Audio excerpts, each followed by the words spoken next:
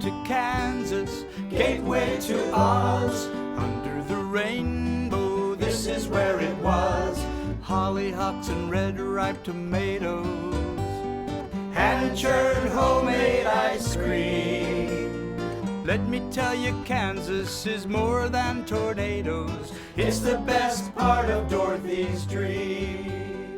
Today Around Kansas takes a look at Fort Scott, the National Historic Site that includes 20 historic structures, a parade ground, and much more. Then we go to the Great Overland Station in Topeka, designed by renowned architect Gilbert Stanley Underwood.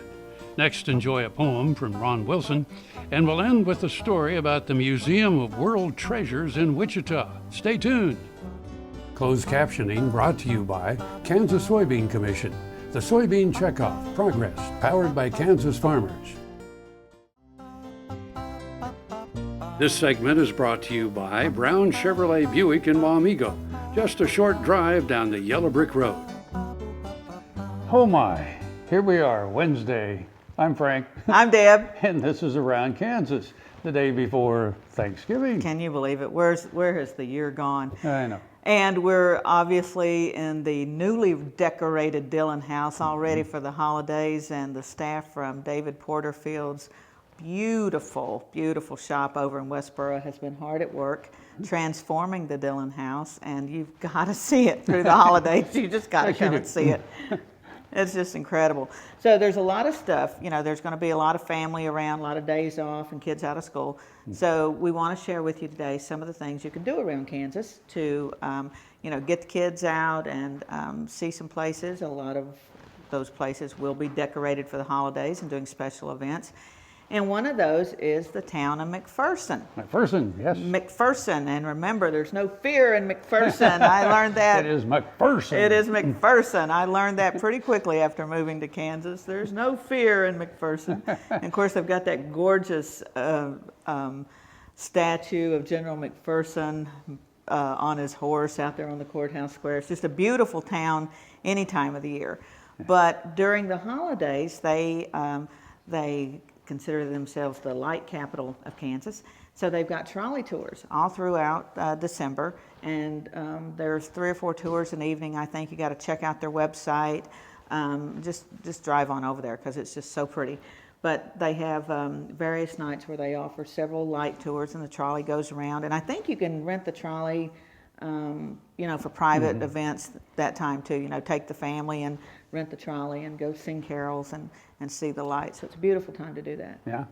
And yeah, McPherson, a lot of places around Kansas. Of course, even here in Topeka, the Festival of Lights out at Lake Shawnee again this year. And of course, they always add something to it. So if you say, well, I've already seen it. Well, no, you haven't seen it. You need to go see it again. And I've volunteered at the Festival of Lights a couple of times, and that is one of the most, there are a lot of community events, but that truly is community. It's for a great cause. It brings together so many different folks of all economic levels. You got folks that have 10 kids crammed into the car that come and see the lights, but you're right, there's always something new added. It's always beautiful, and it's just a wonderful time. And if you volunteer opportunities, always. Well, and in Topeka, there are a lot of neighborhoods that decorate in tandem with each other. And so it's fun to just kind of jump in the car with the family and drive around Topeka. They're all over Topeka, but you'll see some spectacular lights and decorations. And of course, Potwin is Potwin is our Victorian neighborhood in Topeka. And so to see those Victorian homes, and they've blessed that community for all the trouble they go to and all the inconvenience they go to while their streets are just lined with bumper-to-bumper cars through the holidays to see the lights. But God bless them for doing that, because what you decorate, how you decorate, is your gift to the community.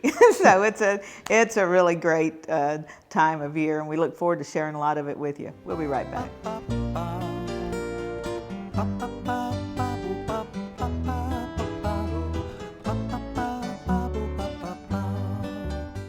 Lecompton. The name was splashed across newspapers throughout America and Europe. It was debated in the halls of Congress. Lecompton interprets its unique territorial history with 2 museums and other sites. Events throughout the year celebrate history and community. Visit the Territorial Capitol Museum, where more than 70 trees are displayed with thousands of antique and vintage ornaments, and be sure to stop in the gift shops in both Lecompton museums. Spend the day in historic Lecompton, shopping, eating, savoring the rich history.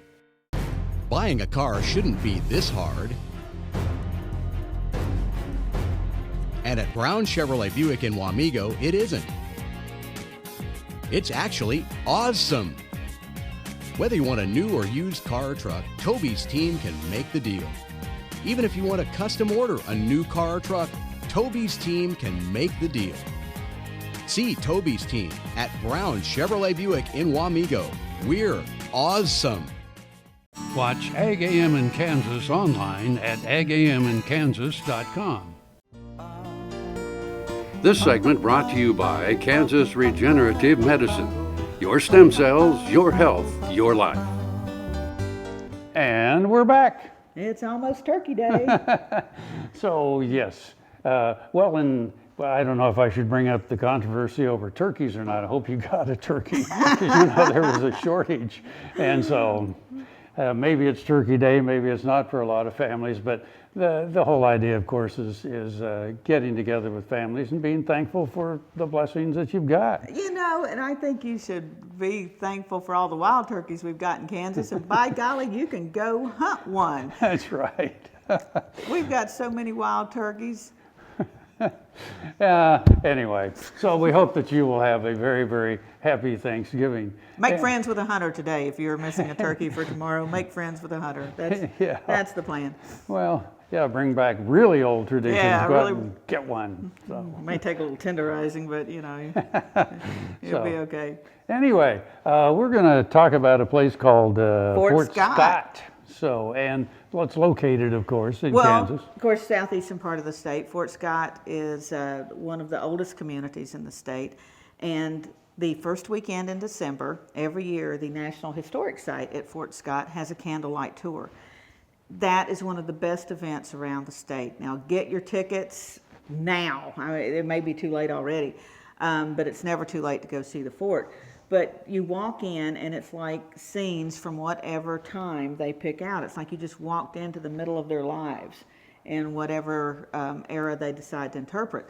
So this year it's 1865, so 150 years ago.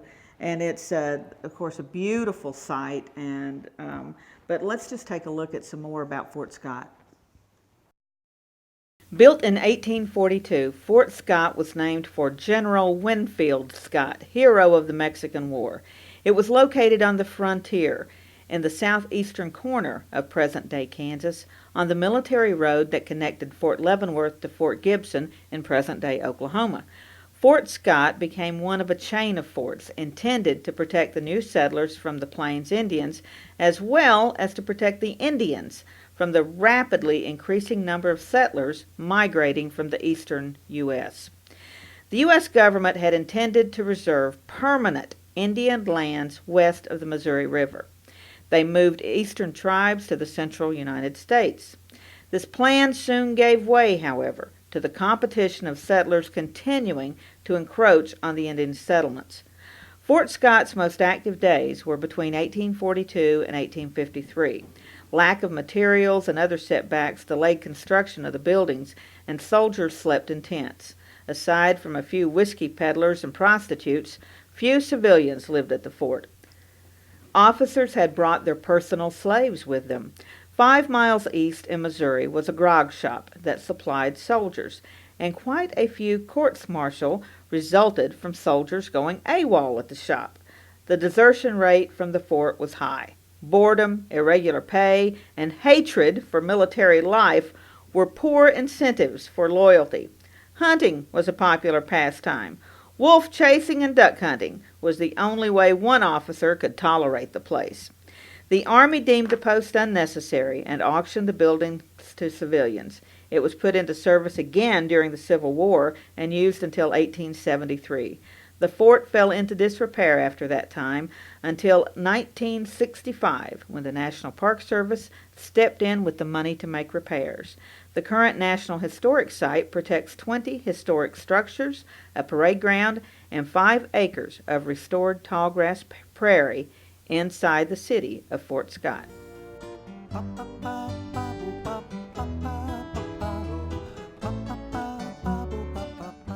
Here's another gardening tip with Annette Jackson from Jackson's Greenhouse. Fall is a great time to plant perennials, trees, shrubs, and bulbs. Root development occurs with the moist and cool soil conditions, which means better growth next year with less watering and maintenance. The use of mulch on all plantings helps protect from freezing, thawing, and drying out. Let Jackson's help with your next planting. Jackson's top quality fall bulbs for spring blooming have arrived. Always plant the best bulbs for bigger, better blooms. Jackson's Greenhouse has what you need today. Next time you see a beautiful field of corn, reach out and thank the farmers who work tirelessly to raise corn for livestock feed, renewable fuels, and exports to feed a growing world population. The farmers on the Kansas Corn Commission work for Kansas Corn with grower-funded checkoff dollars that support foreign and domestic market development, research, promotion, and education to expand opportunities for Kansas farmers. To learn more, visit kscorn.com. Around Kansas, brought to you by Santa Fe Trail Meats in Overbrook, or visit us online at sftmeats.com. And so now you know more about Fort Scott. And let's kind of shift over into Topeka a little bit. Back to Noto. Back to Noto, yeah. And of course, Noto is adjacent to now a destination, and you've probably heard about it, the Great Overland Station. And if you haven't been there, it really is a sight to see itself. But of course, now that we're entering the holidays, it's an extra fun place to be. And especially this weekend, because Santa is coming to town. Santa is coming on December 6th Yes. to the Great Overland Station. And of course, he won't be falling out of the sleigh, pulled by reindeer. The Union Pacific will be, will be bringing Santa Claus to town. So that's a great event. And we've been talking, Frank, for the last couple of weeks about gift ideas, other than just buying people stuff. So you can buy a membership to the Great Overland Station, and that's a great family gift. Once more, think about something you can give the whole family. And every year they do, they have events throughout the year. They got great kids' rooms. But when Santa Claus arrives on the train, I'm telling you, that's pretty exciting. Yeah. So, well, and also, in case you don't know, the Great Overland Station is kind of the cornerstone for an entire riverfront development. Yeah. I know it's been approved now, and by 2017, you're going to see that entire area completely transformed. So, anyway. It's going to be so exciting. Yeah. So let's take another look at the Great Overland Station. Decades after the Union Pacific reached the capital city, a beautiful new passenger station opened in North Topeka. Designed by renowned architect Gilbert Stanley Underwood, it was reported to be one of the finest passenger stations on the line. With its 34-foot-high ceiling and ornate glazed terracotta ornamentation, the elegant building is perhaps the finest representation of classic railroad architecture in Kansas. The last passenger train left the station May 2, 1971. The building was later remodeled for railroad offices, abandoned, and damaged by fire. Then Railroad Heritage stepped in to save the building. Not only was it not demolished, it was restored to its former glory. The UP donated the building, and money was raised for the project. In 2004, it once again opened its doors as a community landmark. It houses exhibits on railroad history, Kansas history, and famous Kansans. A model railroad attracts kids of all ages, and the playroom is a favorite. Membership has its privileges, so join and visit often to catch changing exhibits. Not only is it a museum, it's a popular site for weddings, events, including Santa's arrival on the Union Pacific every season. The heart of a very active community and a monument to the railroading history of Kansas.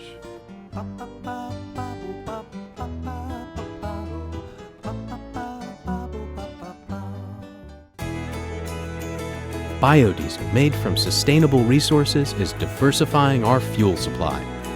This year, biodiesel will displace over 1 billion gallons of fossil fuel nationwide. It's making our economy stronger and our communities healthier. It's working here and across America. Get biodiesel going in your community. Visit americasadvancedbiofuel.com. Soil is the life of a farm, and for 25 years, SureCrop Liquid Crop Nutrition has helped growers produce abundant quality crops while preserving and improving the soils they steward. SureCrop offers complete soil and plant analysis with cropping recommendations, delivery direct to your on-farm storage, and quality crop nutrition custom blended for your field. Choose SureCrop for the assurance of excellence for your soil. Call today or visit their website for more information. The Kansas Wheat Innovation Center in Manhattan is rediscovering ways to get improved varieties and new genetics in the hands of farmers faster. Grower-led and checkoff-funded research initiatives are bringing about positive change. This grassroots leadership provides a strong voice in Topeka and Washington, D.C. Now is the time to partner with Kansas Wheat in moving wheat forward. Kansas Wheat Commission and Kansas Association of Wheat Growers. Farmers investing in their future and yours. Log on to rediscoverwheat.org. This segment is brought to you by the Kansas Soybean Commission, the Soybean Checkoff, progress powered by Kansas farmers. Modern society has become very removed from agriculture. Some modern consumers think their food just comes from the store and don't make the connection to the farmers and ranchers who are the original source of that production. Someone came up with the phrase I like, "If you eat, you are involved in agriculture." This is a poem I wrote titled, "Give Thanks 3 times a day." Each one of us should be thankful all day long for the blessings our good Lord has brought along, but I'm especially thankful when I take my mealtime seat for the farmers and ranchers who bring us food to eat. Our farmers work hard to produce a crop with yields that they will try to top. We're blessed as we sit down to eat that farmers grow corn, soybeans, and wheat. When we want a healthy drink as smooth as silk, dairy farmers give us good fresh milk. Livestock producers are another winner, providing healthy protein for breakfast, lunch, and dinner. They help make lots of food that's great, like steaks, burgers, and bacon on our plate. So at mealtime, I bow my head for grace, while the thought of food puts a smile on my face. For all the good food they bring our way, if you eat, you can thank a farmer or a rancher today. Happy trails.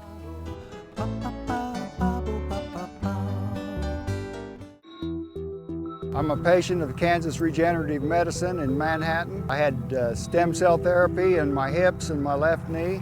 My wife and I both are patients. We went down there the same day in November. Since then, my hips are feeling a lot better. I can work now most of the day if I want to. And before, if I worked in the morning, I was done in the afternoon, or if I worked in the afternoon, I was sure enough done for the rest of the day.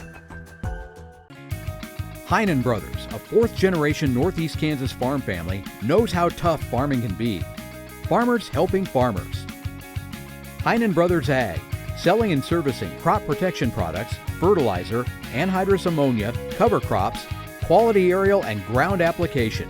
Call today to learn about our extended term financing program, 800-760-4964.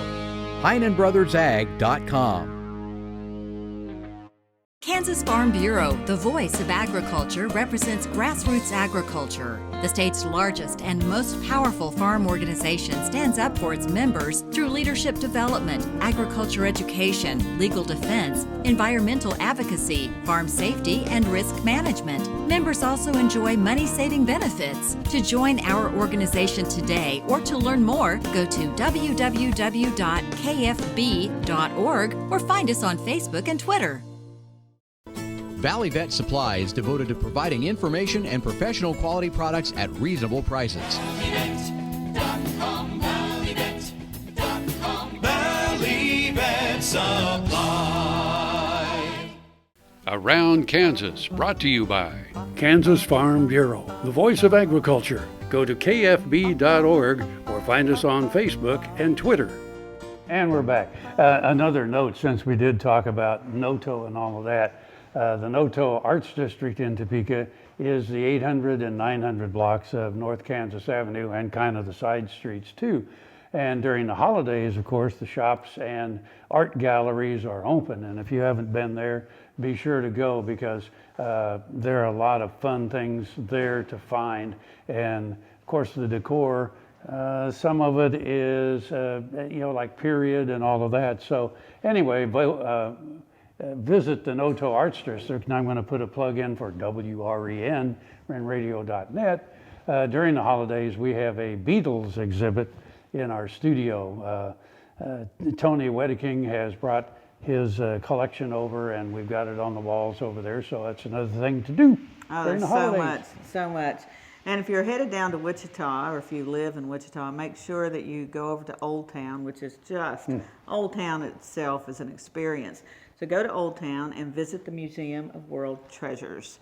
And it has such incredible exhibits all through the year. Special exhibits, so again, go to their website and see what they've got going on. But it's just such a kid-friendly place, and it's another place that's really geared for an entire family experience. You know, they've got these mummies, which are just way cool. Where else can you go see mummies in Kansas? And there's just something for every level. You know, if it's just a kid walking through to see dinosaur bones, they're happy. If you've got Grandpa who really wants to spend some time in the ancient exhibit or looking at Civil War, Indian War stuff, there's just something for every age group, and it's just a wonderful museum, and we're really blessed to have that in Kansas. It truly is a world treasure, and it's right here in our midst. So it's just an awesome place. And of course, if you go down to Wichita too, there's so much. You've got the Kids Museum, the riverfront, the riverfront, and then you've got Old Cowtown, which is, at Christmas time again, is so much. Just spend the weekend in Wichita. Just go down. Tell them we sent you from around Kansas. Let's take a look. The Scarecrow's Pitchfork, a T-Rex, Egyptian mummies, Roman coins, Greek vases. How did treasures from all over the world wind up in Wichita?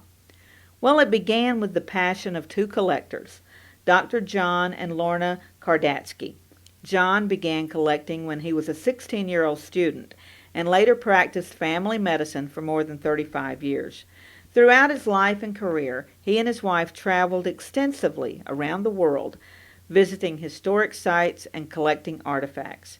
In 2001, they started the museum with their personal collection. Not only did they donate artifacts, they gave untold hours of their time to make the museum the destination it has become. The museum first opened as the Museum of Ancient Treasures in a downtown building. As the museum began to attract more visitors, it also focused on education. In the process, the museum began to attract more lifetime collectors that shared Kardatsky's passion for history.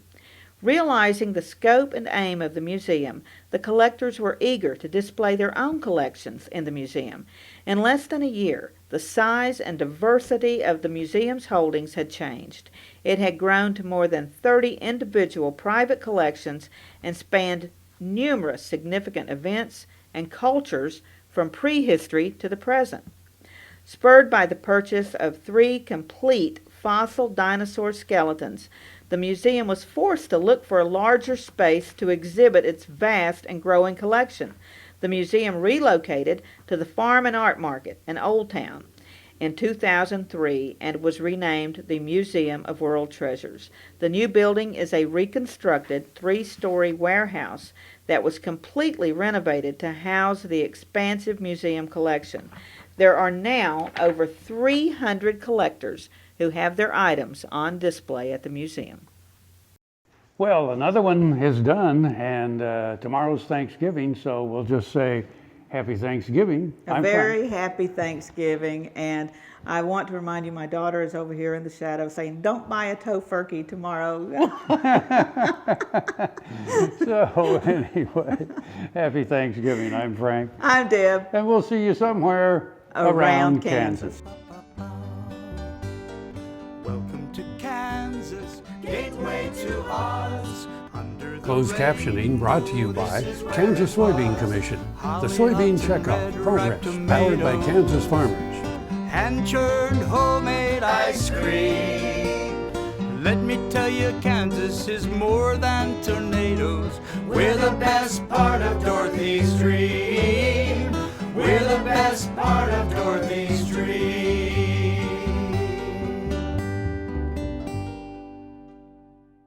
To see this show and past episodes of Ag AM in Kansas, go online to agamandkansas.com.